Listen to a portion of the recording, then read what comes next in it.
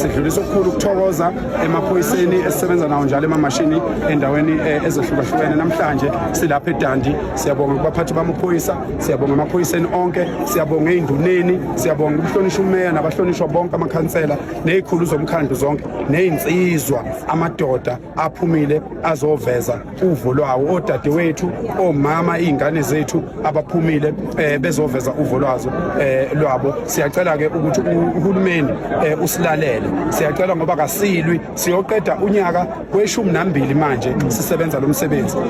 Ukuqinisa siyoqeda unyaka nenyanga eziyisithupha siqalile ukuqinisa siyinsizwa ngomsizwa Development Foundation. Siyacela ukuthi uhulumeni asilalele, umengameli ukhulume kahle noma singenelisekile ke thina ukuthi angaqondi inkinga ayiqonde ngqo, akusenelisanga lokho, kodwa ke siyakuhlonipha ukuthi uzile wazokhuluma ngalolu daba. Siyacela futhi ukuthi ahamba phinde yohlala phansi alibukisise kahle, ayiqonde indaba yabantu bokufika, ngoba uma sikhuluma ngokuthi e-airport kubanjwe ama-drugs ka-1 billion ebanjwa kubantu bokufika, ey'nsukwini kubanjwa ama-drugs empeleni abanjwe emngceleni lawa ka-1 billion, e-airport kubanjwa ama-drugs ka-35 million.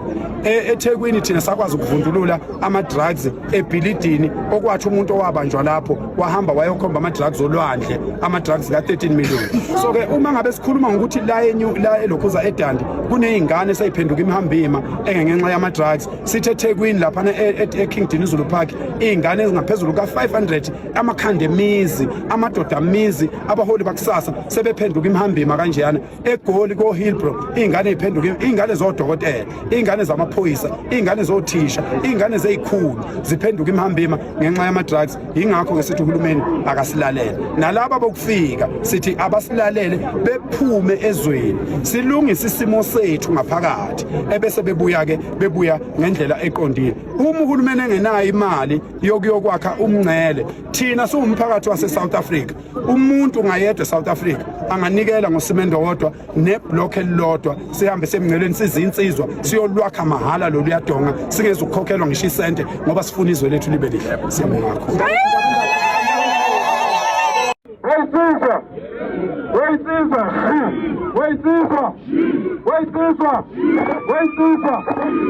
Yazi mina ukuthi kungani ngihlale nginemeza insizwa, ngoba uma kungalungi umuntu oyedwa nje lapha eDandi, oyedwa nje iDandi ingalunga.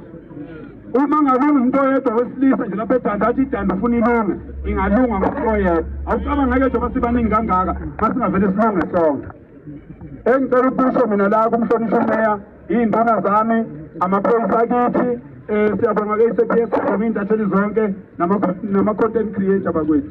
Siyabonga nawo ngoba nawo ayesakaza indaba.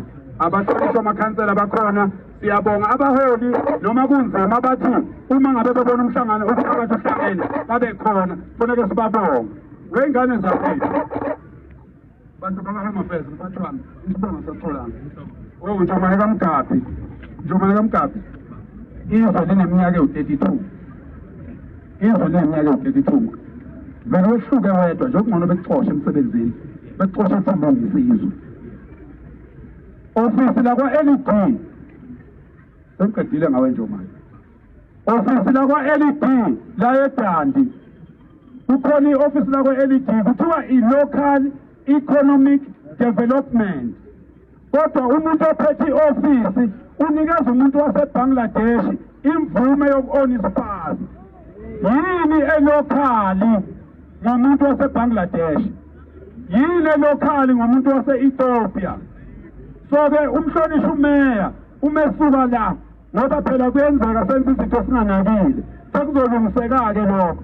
Umhlonishwa umeya mayisuka la uzoya eyobisa i-ofisi lakwa-LED, lihambe liyothatha zonke iy'mvume eziphethwe ngabantu bokufika abalapha eDandi, ukuze amaphoyisa uma ezofica umuntu esebenza engenayo imvume ekwazi ukumboba. Singagxeka amaphoyisa, sithi amaphoyisa wababopha abantu bokufika. Lizombopha kanjani iphoyisa umuntu ofika ephethe imvume la edolobheni eyokusebenza? Ngoba uma ephethe imvume yokusebenza kusho ukuthi lowo muntu ungene kahle phela ezweni. Lizoqhubeka kanjani iphoyisa licinga okunye uma ephethe imvume kamasipala? Ngiyayizwa leyo nto bafowethu. Akukwazi ukuthi umuntu wokufika angaphatha iphemithi yokugunda iy'nwele eDandi. Iphoyisa malifika into yokuqala lizoyibuza ukuthi wendoda njengoba ugunda abantu la unalo yini iphepha lokugunda abantu la olinikwe umasipala ebesethi umuntu okufika nginalo nali lilibuka iphoyisa lilibona nesigcivizo sakwamasipala alisakwazi iphoyisa ukuqhubeka nokunye ngoba kusho ukuthi lo muntu udlule kwa-immigration wadlula kwa-home affairs wazodlula kumasipala okuyiwona omthinta ngesandla iphoyisa selizokwenzani-ke manje kunezinto eziningi esibhekelana zona ngenxa yokunganaki izinto eziserious kufana nakho lokho ukuthi bafethu njengoba kusetshenzwa nje kanje kwenziwe manje kukhona abantu asebezoqhuba ezinye izinto la asingakwenzi lokho ngoba kuyasibambelela njengamanje Home Affairs iSouth Africa ineminyaka ewu-32 akufanele uHome Affairs uthathe 7 days ukulungisa inkinga funa uthathe 24 hours ngoba kudala phela lezi inkinga zaba khona sesicela ilunge manje siphelile bafethu isikhathi sokukhankasa ukhankasa abantu ubathembisa into abathembisana 5 years ago uphinde futhi uphinde ngeke kuphinde kwenzeke lokho la eSouth Africa ngeke iphinde kwenzeke lonto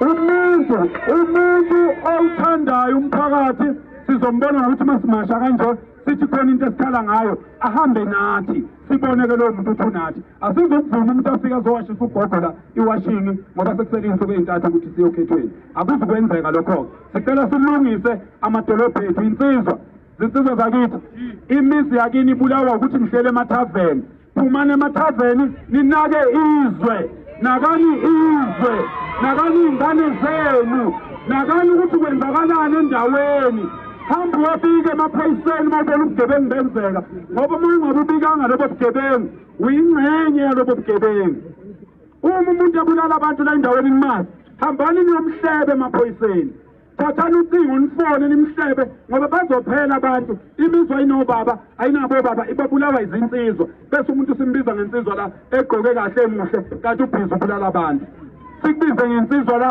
kanti uney'ngane ungazondli kodwa uyasebenza asilungiseni izwe masifuna ukulungisa izwe ngeke uqale utshela ukuthi ufuna ukulungisa idandi ibheke lakini ungalungisile insizwa kithi uthi insizwa iloboke njengoba ningibona ngisukume kanje ngilwela izwe ungangiphenya uze ungipetule ngeke uzuyithola into engcolile ngami ngoba ngakhetha ubunsizwa ngakhetha ubudoda ngakhetha ukumela izwe yingakho nohulumeni engakwazi ungibopha wona lamaphoyisa lawo yinto engakwazi ungibopha yinto engakwazi yeke uhulumeni angibulale sengingabulawa izigebengu amaphoyisa sithanda ukufa ngoba silwela wona angamadoda nawo uma ingekho emsebenzini sicela niqhubeke nibe zinsizwa ukuphuma kwenu nibe ngako madoda khomba ukuthi nizinsizwa uNkulunkulu anibusise niqhubeke njalo ingane zakwethu bodadewethu